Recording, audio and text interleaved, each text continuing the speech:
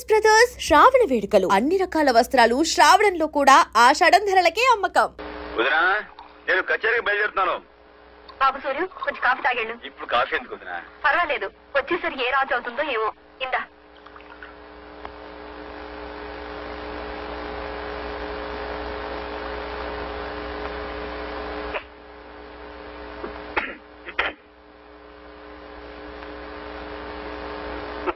చారుకేశ,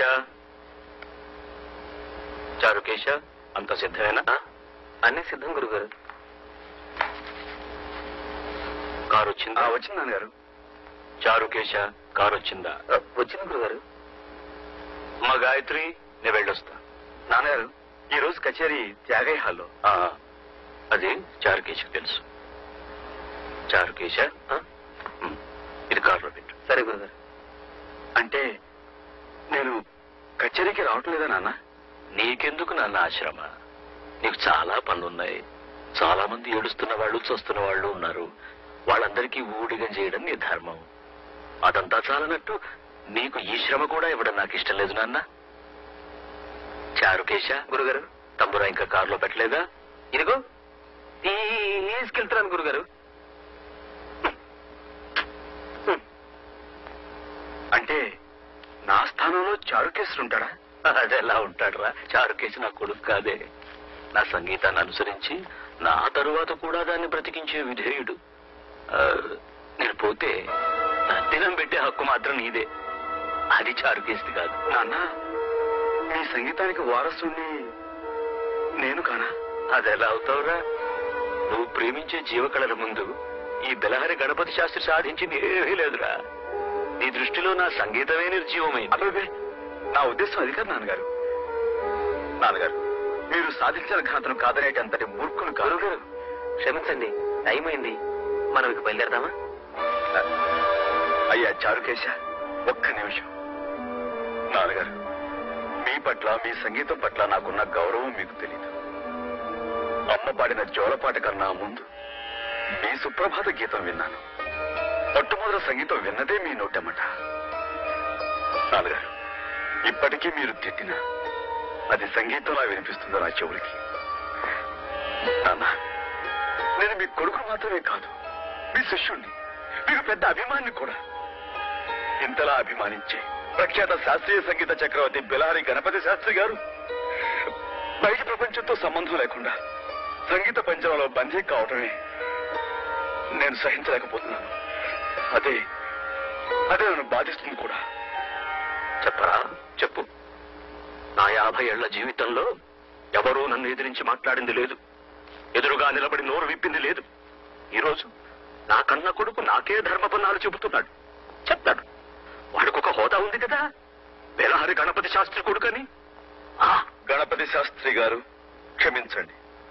నేను ఎవరి కొడుకునైనా మనిషిని, మనిషికి తోటి మనిషిని గుర్తించే బాధ్యత ఉందని చెప్పడానికి నేను గణపతి శాస్త్రి కొడుకునే కానక్కర్లేదు. ఎవరి కొడుకునైనా ఈ మాట చెప్తాను. సూర్యం ఒక పని చేయి. ఎవరి కొడుకునైనా అలా చెప్తానంటున్నావే?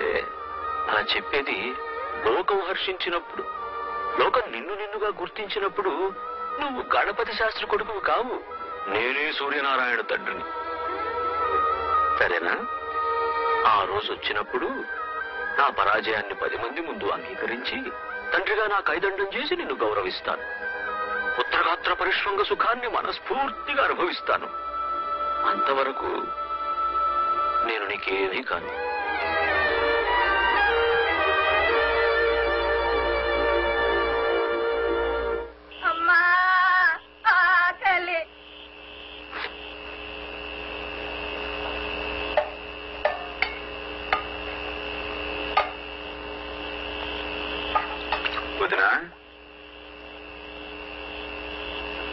సూర్యం ఏమిటిదంతా? నేను ఇంట్లోంచి వెళ్ళిపోవాలని నిశ్చయించుకున్నాను వదినా. పిచ్చివాళ్ళ మాట్లాడుకో. ఏమండి చూసారా? మీ తమ్ముడు ఏమంటున్నాడో చూసారా? ఏం లేదన్నయ్య, అలానే వెళ్ళిపోవడమే అందరికీ మంచిది. నాన్నగారు నన్ను అవమానించాడు, కోపంతో నేను వెళ్ళలేదు వదినా. మా దృక్పథాలు కలవనప్పుడు మేము వేరుగా ఉండటమే మంచిది. నా మూలంగా నాన్నగారికి మనశ్శాంతి, ఆరోగ్యం దెబ్బతినకూడదు. అది కాదు బాబు. దయచేసి నన్ను ఎవరు ఆపడానికి ప్రయత్నించకండి. మీరు సంతోషంగా పంపితే నాకు అదే తృప్తిగా ఉంటుంది. నా వల్ల కాదు బాబు.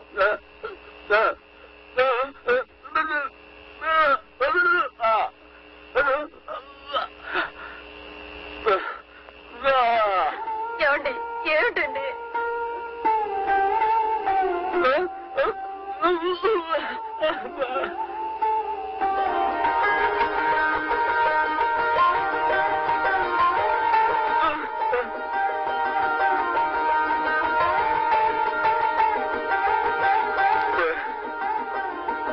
వద్దన్నయ్య.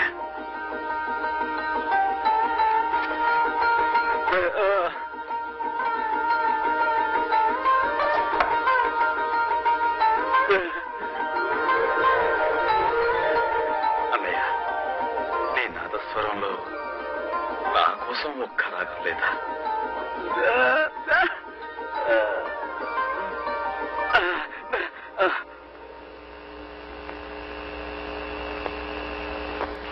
రా సూర్యం రా. ఇది నా క్లయింట్ ఇల్లు. ఇక్కడ నువ్వు హాయిగా ఉండొచ్చు. ఏనికయ్యా దిగులు పడతావు? మీ నాయన నయం నిన్ను పెంచి పెద్ద చేసి అలగొట్టాడు. మా నాయన నన్ను 8వ ఏట అలగొట్టాడు. ఏమైందిట? దానివల్ల జీవితంలో కష్ట సుఖాలు తెలుసుకోవడానికి నాకు అవకాశం దొరికింది. సూర్యం, చీకటి తర్వాత సూర్యోదయమే కదా. ఇది నా క్లయింట్ ఇల్లు అని చెప్పానే. వాళ్ళ అబ్బాయి వాళ్ళ నాన్నకి తెలియకుండా మందు కొట్టడానికి ఇంటికి వస్తుండేవాడు. ఇప్పుడు వాళ్ళ నాన్న ముందే తాగడం మొదలు పెట్టాడు. ఈ ఇంటికి పని లేకుండా పోయింది. ఇది నీ ఇల్లే అనుకో, సంతోషంగా ఉండు.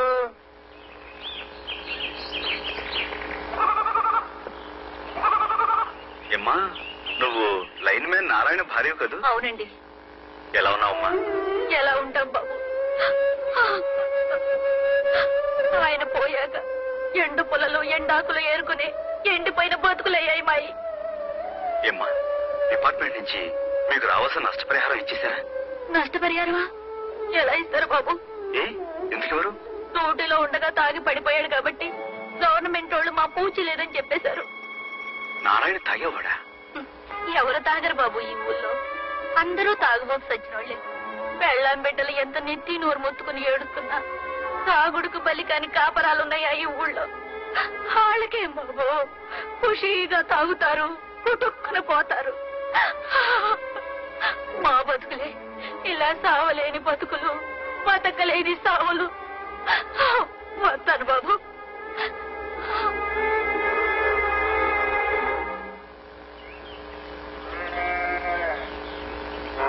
చూడు బాబు, కిష్టపల్లి ఇదే కదూ? ఇదేనండి. అమ్మా అమ్మా, అయ్యని నిప్పుల్లోంచి కాపాడారే, ఆయన వచ్చారు. కూర్చోండి కూర్చోండి. మా అమ్మ ఇప్పుడు మీ గురించి చెప్తూ ఉంటది. అలాగా? అమ్మా, నువ్వు బయటికి రామ్మా. ముందు నువ్వు లోపలికి రాయే. నువ్వే రామ్మా. అబ్బబ్బబ్బబ్బబ్బా, ముందు నువ్వే లోపలికి రాయే. ఏది మగవా? సరే.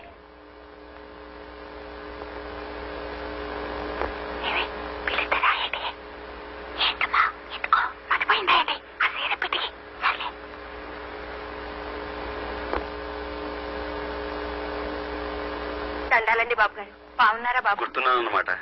అదేంటి బాబు, మా బతుకుల్ని నిలబెట్టిన భగవంతుణ్ణి ఎలా మర్చిపోతాం? అదే అదే.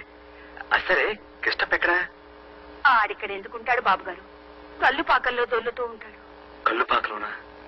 అదేంటి, ఇంత ప్రమాదం జరిగిన తర్వాత కూడా తను ఇంకా తాగుడు మానలేదా? ఎంత ప్రమాదం జరిగినా ఇంకా బతికే ఉన్నాడు కదండి. మరి సచ్చేదాకా తాగాలి కదండి. అర్ధరాత్రి ఇంటికి వస్తాడు. అది లేదు ఇది లేదని ఏదెందుకు తింటాడు బాబు గారు?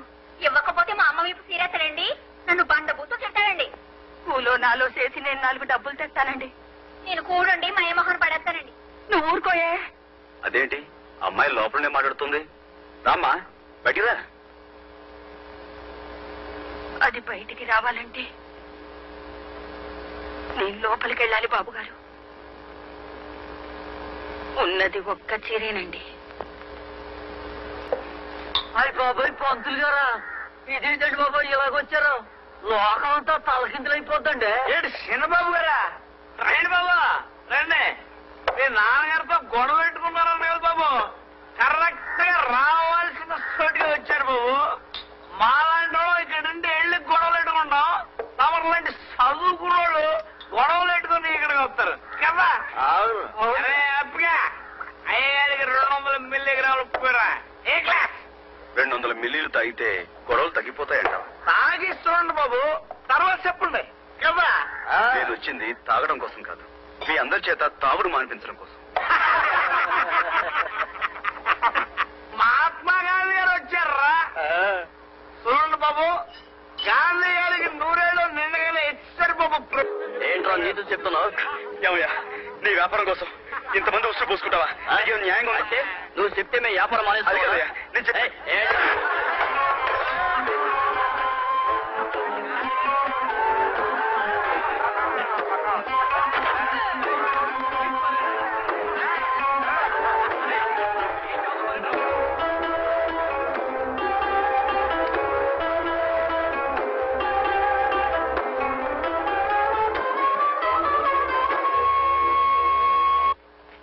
సంధ్య వందనం,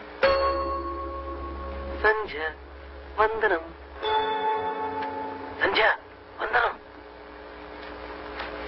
సంధ్యా వందనం చెయ్యబోతున్నాను.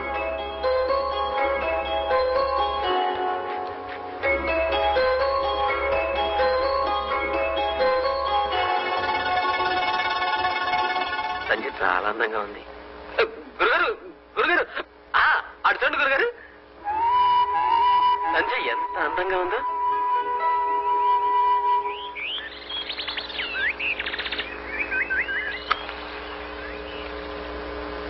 వాళ్ళు తాగి తందనాలాడితే మీకెందుకు?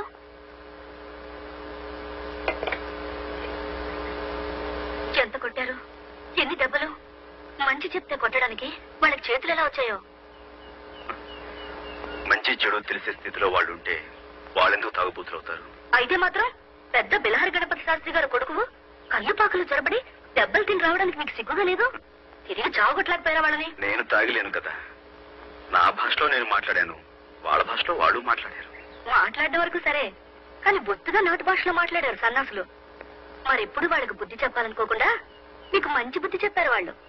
వాళ్ళకు బుద్ధి వచ్చేంత వరకు నాకు బుద్ధి రాదుగా. అంటే ఇంకా వాళ్ళ చేత తాగుడు మానిపించగలనని అనుకుంటున్నారా? ప్రయత్నిస్తాను. మళ్ళీ వాళ్ళు మిమ్మల్ని తంటే? తనులు తింటాను. మళ్ళీ నా ప్రయత్నం నేను చేస్తాను, మళ్ళీ మళ్ళీ చేస్తాను. ఈ ఊళ్ళో ఏ మూల ఏ చెడ్డ జరిగినా దానికి ప్రత్యక్షంగానో పరోక్షంగానో కారణం తాగుడేనని తెలుస్తుంది. అలాంటి తాగుడు నేను మానిపిస్తాను. నా ప్రాణాలు పోయినా సరే అదే నా లక్ష్యం, గమ్యం కూడా. మీ గమ్యం తర్వాత, కాపురం ఇప్పుడు.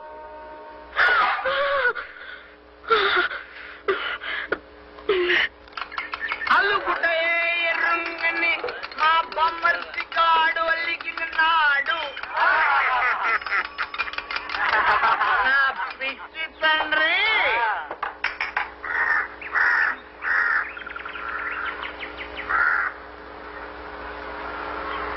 ఇచ్చిన దరువులు సాలేదా? మళ్ళీ వచ్చావు? అవును, మళ్ళీ వచ్చాను. ఇక్కడున్న వీళ్ళెవరూ తాగడానికి వీల్లేదని చెప్పడానికి వచ్చాను. తాగొద్దని చెప్పడానికి నువ్వెవడవయ్యా? ఆకాశం నుంచి దిగొచ్చిన దేవుడువా? వెళ్ళరమ్మా. ఏమండి, ఒకసారి నా మాట. అంటే మంచి మాటలతో చెప్తే వినిపించుకోరన్నమాట. మీ భాషలో చెప్పాలంటారు, చెప్తాను. ఆ భాష నాకు బాగా తెలుసు.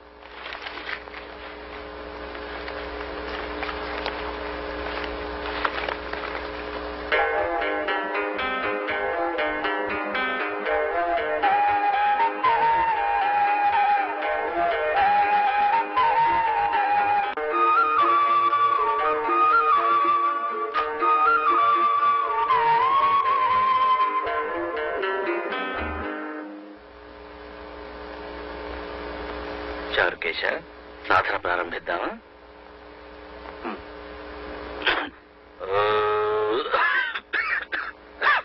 సంధ్య, కాస్త మంచినీళ్ళు తీసుకురామ్మా.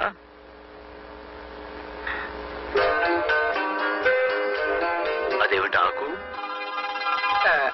అదే అదే లేదు గురుగారు, ఈరోజు త్రిపుర సుందరి వ్రతం కదా, ఇల్లంతా మామిడి తోరణాలు కట్టంగా, అది చూడండి.